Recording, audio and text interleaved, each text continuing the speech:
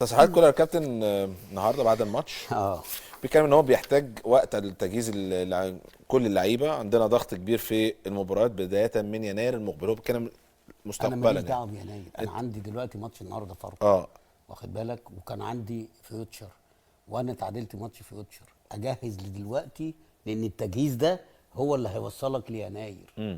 ما تضحكش على الناس، اكسب الماتشات اللي ليك في الدوري، ده احسن اعداد ليك.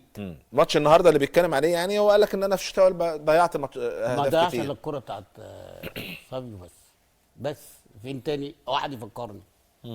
واحمد عبد القادر جات له الكوره جابها جون. بعد كده فين؟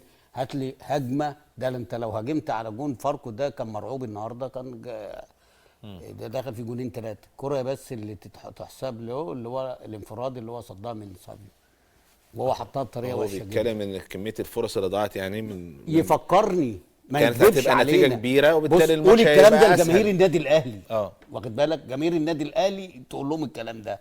انما احنا لما نيجي نحلل هنا، هات لي فرصه غير الكورتين اللي راحوا على الجون، واحده جت جون والثانيه اللي سافي ضيعها. طيب 2-0 اهو. فين بقى الفرص؟ تفتح الدنيا. فين الفرص؟ واحده دخل الجون وواحده ضاعت، يبقى فرصه واحده. قول فرصه واحده. انما تقول لي فرص، ما اضحك على جمهور الاهلي بالكلام ده. انما احنا لما نيجي نحلل، لا، على ارض الواقع كام فرصه جت عشان نقول ان هي المفروض كانت تخش فرصه حقيقيه قصدك؟ ايوه. يبقى في الحاله دي نقول لك لا، انت كنت متسيد وصح. ده فرقه مسلمه لنا، لسه مدرب جديد جاي واللعيبه، يعني انت عارف بقى ايه اليومين اللي فاتوا دولت، من حته ان هم بيلعبوا ديفنس على طول، ديفنس ديفنس ديفنس، جه الراجل عايز يخليهم يلعبوا كوره، حتى ما كانش لايق عليهم، مش عارفين يباصوا كورتين ثلاثه على بعض. لان ده معذور، لسه جاي من 3 4 ايام، مش هنشيله الليله في الموضوع ده. بس هنا كلمه بقى للمسؤولين، هو انتوا مش شايفين ان الراجل ده راح كذا حته وما كانش موفق؟ مش هنقول فشل، وما كانش موفق. يبقى انت عايز الكرة في مصر ترتقي. اللي هو مين؟ اللي هو اللي مسك فاركو.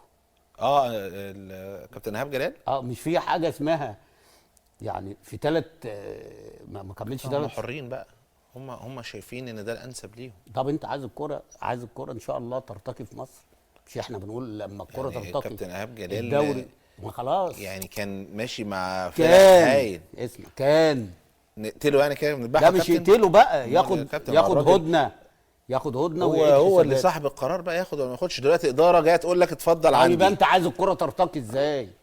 يا راجل ده انا مسكت طنطا وهي هابطه ونزلنا، اللعيبه كلها مشيت، وكنا بنلعب بلعيبه ناشئين، واخد بالك، وما كانش فيه لبس، ولغايه دلوقتي ليا فلوس عندهم شهرين، واللعيبه ما كانتش بتقبض، واخد بالك، وجيت مشيت بعد 8 ماتشات ولسه فاضل 26 ماتش، وجابوا 5 مدربين بعدي، وقال لك طنطا انت هبطتها.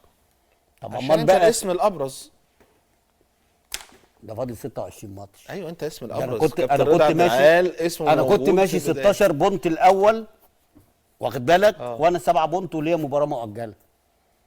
عارف يعني ايه؟ وما بلعبش بحد، كله كانت لسه بعيال صغيره تحت السن. مش ده كان بدايه الموسم يا كابتن؟ ايوه، ما البدايه هي دي اللي بتفتح الطريق يا حبيبي. ما انت مخلص الدوري